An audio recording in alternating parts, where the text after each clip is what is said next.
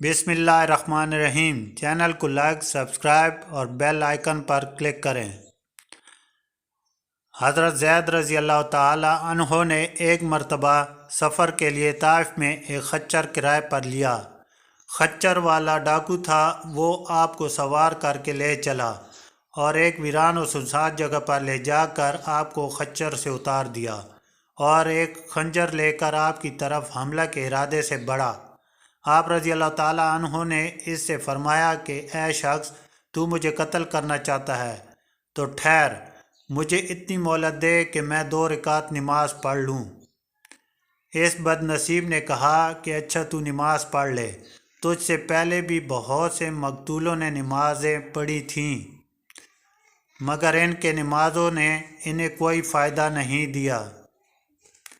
हज़रत ज़ैद रज़ी अल्लाह ताला अन्हो का बयान है कि जब मैं नमाज से फ़ारिग हुआ तो वो मुझे कत्ल करने के लिए मेरे करीब आ गया, तो मैंने दुआ मांगी और या अरहमुर राहिमीन कहा।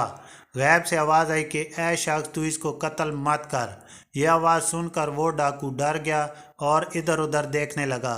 कोई नज़र नहीं आया तो वो फिर से मेरे कत्ल के लिए आगे बढ़ा, तो मैंने फिर बुलंद आवाज़ से या अरहमुर राहिमीन कहा और गैबी आवाज़ आई।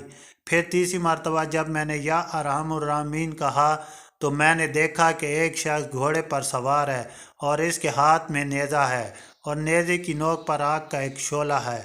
इस शख्स ने आते ही डाकू के सीने में इस ज़ोर से नेज़ा मारा कि नेज़ा इसके सीने को चीरता हुआ इसकी पूंछ के पार निकल गया और डाकू ज़मीन पर गिरकर मर गया। फिर वो सवार मुझसे कहने लगा कि जब तूने पहली मरतबा या अरहमुर राहिमीन कहा तो मैं 7वें आसमान पर था, और जब दूसरी मरतबा तुमने या अरहमुर राहिमीन कहा तो मैं आसमान दुनिया पर था, और जब तीसरी मरतबा तुमने या अरहमुर राहिमीन कहा तो तुम्हारे पास इमदाद और नुसरत के लिए हाजिर हो गया।